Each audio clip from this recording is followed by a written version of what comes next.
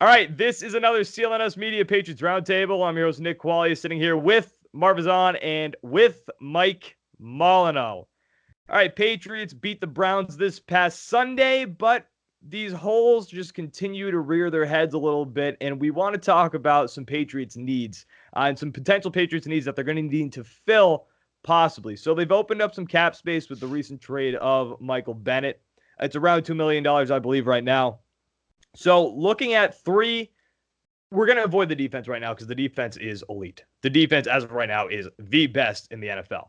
So you want to look at three holes in the Patriots offense. Offensive line, tight end, some people point to, and then we thought the receiver depth was fulfilled at one point last week. Then they got rid of Josh Gordon. So we're still here with the receiver depth. So offensive line, tight end, and receiver. Guys, what do you rank as the Patriots' biggest need? And second part to this question, too, and we'll address this. If the Patriots don't fill that number one need that you think they need to fill, is that going to be a detriment, a possible red flag going down the line that could really hurt this team maybe come postseason time? Mike, what do you think? What is your top need? And let's rank them 1, 2, 3. Easily, offensive line is the top need for sure. This team goes nowhere if Tom Brady isn't protected. You have to protect that guy at all costs. And whatever kind of trades or signings, whatever you can try to do to upgrade that position at any point throughout the season, you have to do. Obviously, we've seen how this season has gone on with, kind of a revolving door of guys kind of trying to step in. When has gone out, they've gotten comfortable with Newhouse in that position, but Newhouse has been atrocious for the most part, stepping into that position. So obviously the number one need is offensive linemen. I think I saw recently, earlier today, that the Redskins are officially finally listening to calls from Trent Brown, I believe his name is. Trent Williams. Trent Williams. Do we know his cap hit, by the way? I am not sure, but I'll look that up. The fact that they're willing to take calls on him now says, they're shopping him for sure. So if that's the guy the Patriots need to look at, go right ahead and field the call and see what the price is looking like. But again, offensive line for sure is the top need. After that, yes, give Brady some weapons. Wide receivers, if you can add on to that position in any type of way, do it. I believe firmly right now, if they can just get everybody healthy, they can be content with what they have now. But if you can add another veteran piece there, why not? And same thing with tight end. As long as a guy can come in and just have reliable hands, but also be reliable in terms of pass and run blocking, add another piece there in terms of tight ends.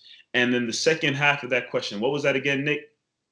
If they don't fill that hole, is it gonna hurt the team down the line, maybe postseason? Yes. If they don't fill the void offensive line, it could hurt them, because I've said this many times on Roundtable, on the post-game show. Doesn't matter who the quarterback is, Brady, Rodgers, Breeze, doesn't matter how great of a quarterback you are. If your offensive line can't protect you and you're getting hurried and hit and sacked consistently throughout the game, it's going to be an issue for the quarterback, which then turns into a big issue for the whole team and trying to, create a consistent, consistent offensive push throughout the game. You have to have your quarterback protected. So say the Patriots do get far as AFC Championship game or Super Bowl. If that offensive line is not intact, that Super Bowl, one game where Brady takes enough hits, takes enough pressure, starts to see maybe ghost out there, word to Sam Darnold, it could be a long day for the Patriots in the offense. So you need to get that offensive line shored up, because you don't want it to be an issue in a bigger game later on in the season.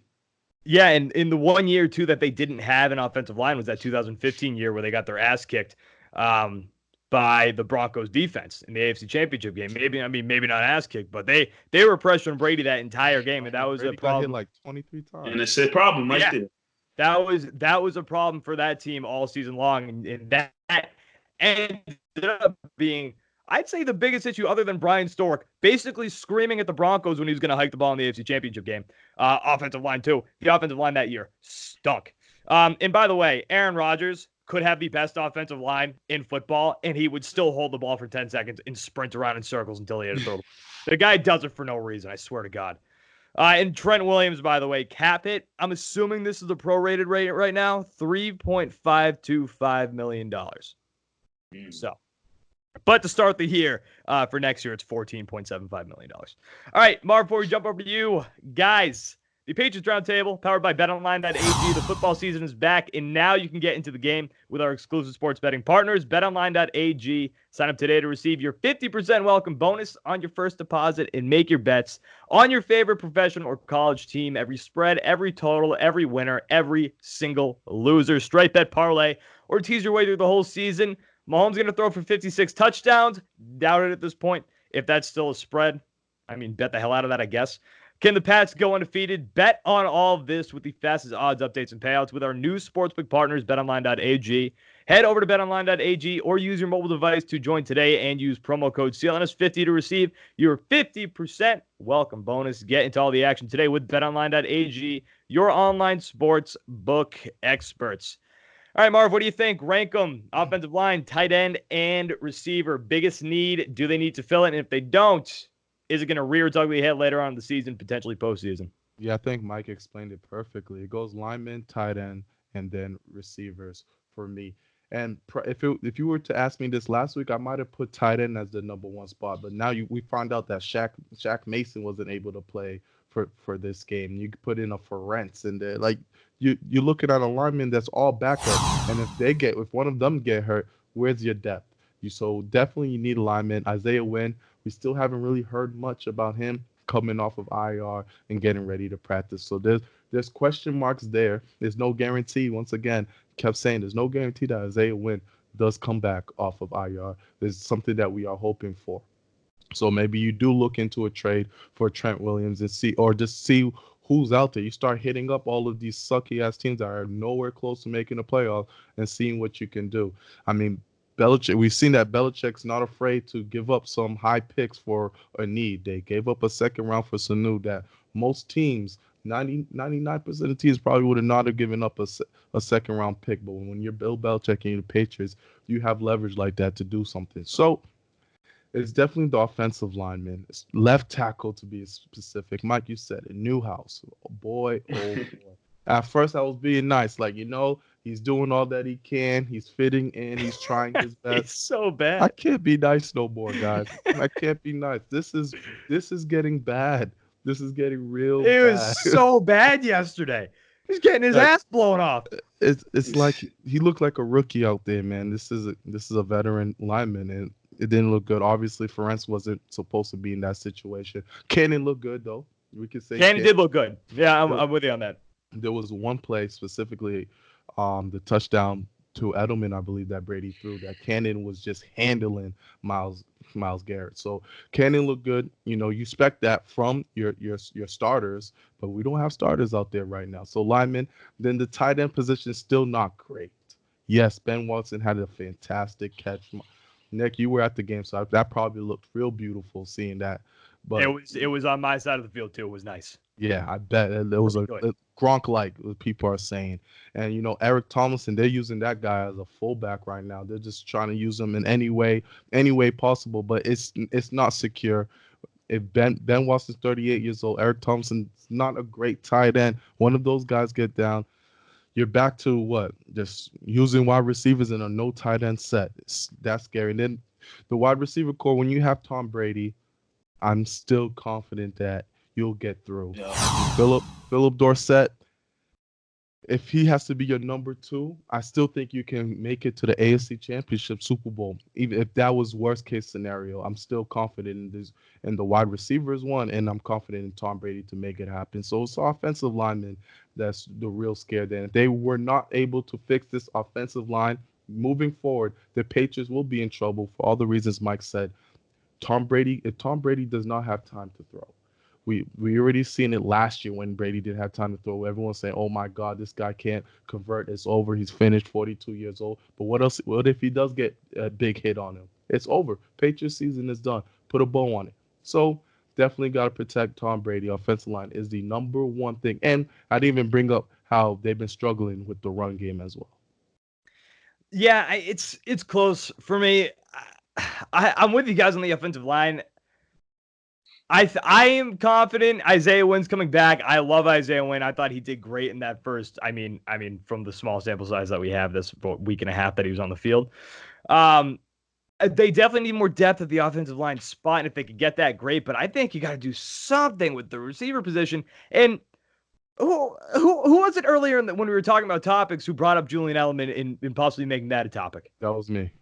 Yeah, I'm surprised you didn't pick receiver then, because if he goes down right now, your receivers are Myers, Sanu, Dorsett, and Gunnar Olszewski.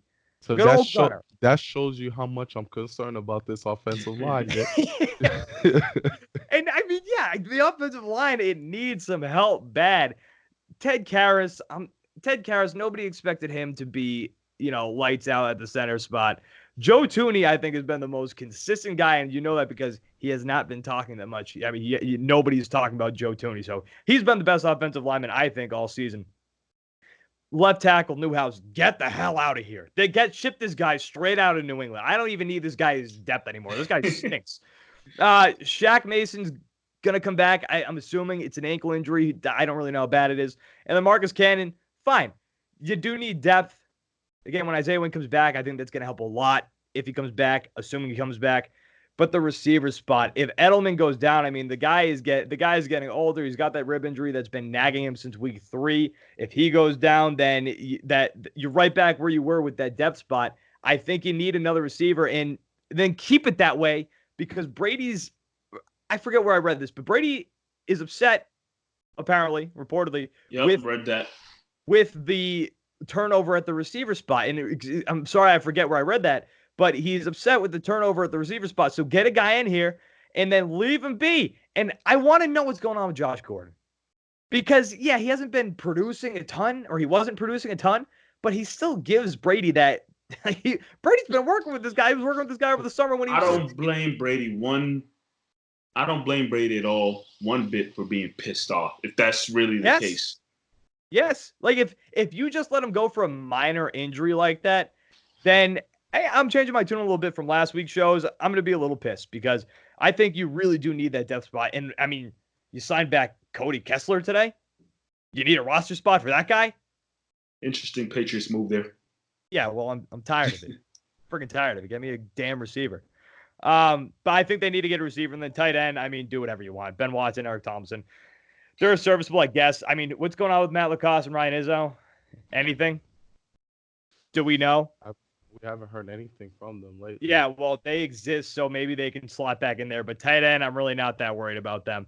But I really think you got to do something with this receiver spot, because I really think you got to add to the depth. Maybe get a veteran. You got a little over $2 million left, but you really only have room unless you start switching around money for one move. Again, unless you start cutting people, switching around money. Trading away Michael Bennett was a good decision cap space-wise, but now that you got rid of Michael Bennett, I really think you got to go out and you got to do something, whether that's the offensive line, whether that's the receiver spot. I think it should be receiver, but whatever.